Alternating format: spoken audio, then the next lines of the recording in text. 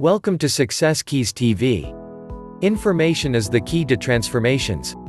Therefore, if you are not updated, you're outdated. In this video we will learn about developing a lifetime business relationships. If you are new here, please subscribe now. It is the same in almost any business. You begin working with a company or an individual, usually at a lower level, and over time, that business relationship can grow into one of the most important parts of your financial and personal life. Gerard Nierenberg, a past master at professional negotiating, once said the purpose of negotiation is to reach an agreement such that all parties have their needs satisfied to the degree that they are internally motivated to fulfill their commitments and to enter into subsequent negotiations and transactions with the same party. Let us break down this definition into its constituent parts. First, to reach an agreement means that the purpose of an ongoing negotiation is not to win or lose, not to defeat the opponent, but to reach an agreement of some kind. When both parties begin the negotiating process with a sincere desire to find a way to reach agreement, the behaviors of the two parties are quite different from the one-time negotiating style, and the results are usually far better. The second part of the definition, such that all parties have their needs satisfied, recognizes that each party to a negotiation has wants and needs that are different from the other parties. That is why the negotiation or discussion is happening in the first place. For a long-term arrangement, it is essential that both parties look for ways to make sure that the other party's essential needs are satisfied. Both parties must be happy. The third part of the definition, to the degree that they are internally motivated to fulfill their commitments, means that both parties are so happy with the results of the negotiation that they want the ensuing business arrangement to be successful and are more than willing to fulfill the promises they made in the negotiation so that they can enjoy the benefits of the agreement. Once I was having a conversation with a senior executive of a large learning organization. He told me, quite proudly, that he had negotiated an extremely good deal for his company with a publishing company. He had ground them down so much that they finally agreed to advances and royalty terms that were well in excess of what that company was paying its other authors and program developers.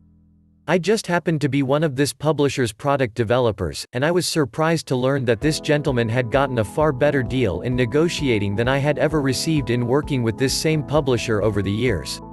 When I called the president of the company, he explained to me that the other party was quite aggressive and demanding during the negotiation. There was no flexibility or willingness to compromise. Either the publisher agreed to pay the higher rates or this party would not only walk away, but badmouth the publisher to others. The president said, "We did not want any unfriendly people out there in the marketplace, so we politely agreed to their terms and conditions. We now have the exclusive rights to produce and distribute their product, but not the obligation. We have no intention of doing so. Their product will remain on our shelves indefinitely until they come and ask for it back. At that point, we will give it to them and then end our relationship with them permanently." This senior executive had extracted what appeared to be an excellent, above-market price for his product. But because he lost sight of the importance of the long-term relationship, he and his company ended up with nothing but a contract with a set of prices and terms that the other company had no commitment or motivation to fulfilling. The law of indirect effort. In negotiating, there is a principle called the law of indirect effort. It says that you achieve more when you act indirectly rather than directly. For example, the harder you try to achieve your own goals in a negotiation, the less successful you will be. When you are clearly striving to achieve the things you want, other people feel compelled to push back to protect and defend themselves. But the harder you seem to be working to find a way to satisfy the other party, the indirect approach, the more open the other person will be to working to achieve an agreement that is satisfactory to you. Ralph Waldo Emerson said, "To have a friend, you must first be a friend." By using the law of indirect effort, when you focus on reaching an accord that is in the best interests of the people you are negotiating with, they will relax and start to look for ways to enter into a deal that is satisfactory to you as well. This is why I always say, whatever we decide here today, I want you to be happy. I am open to any ideas and suggestions you have that will ensure you are happy at the end of our discussions, and happy later on as well. Of course, I want to be happy also, but I find that if I focus on your being happy, it will usually work out satisfactorily for me. This approach almost invariably disarms my negotiating counterpart, and almost invariably we reach an agreement that is satisfactory to both parties. We both walk away happy. Think about the future. The fourth and final part of Nuremberg's definition is and to enter into subsequent negotiations and transactions with the same party. This is the most important part of all in a long-term business arrangement. It means that both parties are so happy with the way that the deal turned out that they are both willing and eager to enter into subsequent agreements over and over again.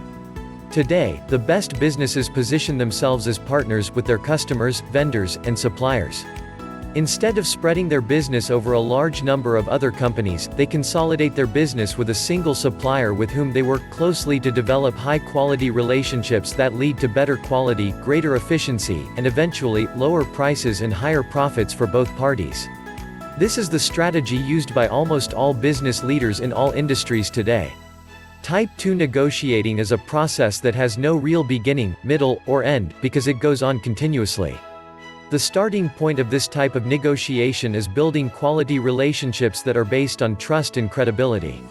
The best business relationships you will ever enter into, whether for sales, purchases, employment, financing, or anything else, will be those based on a contract with which everyone is happy, and that continues in different forms indefinitely. The worst type of negotiation is one where, when it ends, neither party is satisfied. Neither party wants to negotiate again with the other party. And both parties feel uncomfortable and unmotivated about fulfilling their commitments under the agreement. Thank you for watching our videos. We would like to give another interesting videos like this. But before that, our team will be happy if you can like this video and share it with your friends on social networks. Don't forget to subscribe to our channel for daily content and inspiring videos like this. We would love to hear your views and suggestions. Kindly let us know what you have in the comments below.